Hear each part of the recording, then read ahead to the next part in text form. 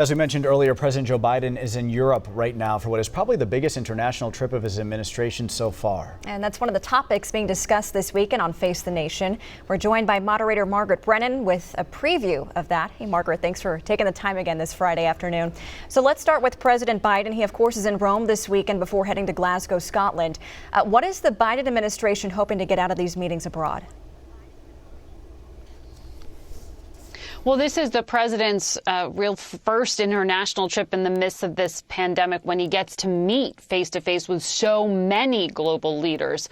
These are the leaders of the biggest economies in the world, minus China, because their president doesn't want to travel due to COVID.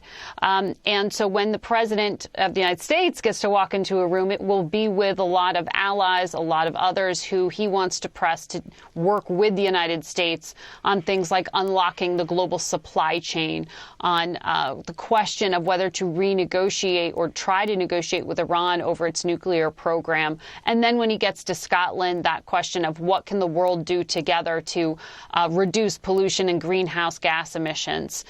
But we don't expect a major breakthrough deal at this point. For President Biden, it's about trying to reassert American leadership on the global stage. And when it comes to climate, it's a little uncomfortable because that $555 billion in pledges that Congress, he's asking Congress for to fight climate change, that's not locked in. It's not a set deal quite yet. So he can't say the United States is fully committed when the U.S. Congress hasn't written it into law.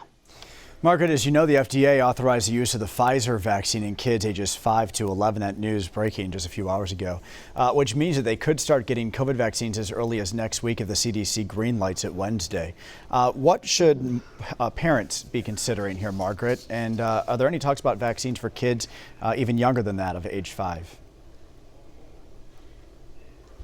Well, I'm certainly interested in that youngest segment because of my toddler and my infant. And I know from the predictions from Pfizer that if you have very young children, toddler and preschool age, you will be waiting into 2022 before your children can be protected with a vaccine. They're just not there yet. For elementary school children, we know that the CDC will issue guidelines next week, and you could get your elementary school age kid a shot by November 4th by going to your pediatrician's office. We will be having one of the top pediatricians in the country, Dr. Claire Bogart, join us. She's at Children's National here in the District of Columbia, and we want to press her on what she saw in the vaccine trials because she participated in the trial of the vaccine. She should be able to tell us what she saw in her patients. So I believe this is important information for parents who are wondering what they should do with their own child and when they should take them in to be vaccinated. All right, Margaret, we will be watching, as we always do on Sunday, Face the Nation, 9:30 right here on CBS.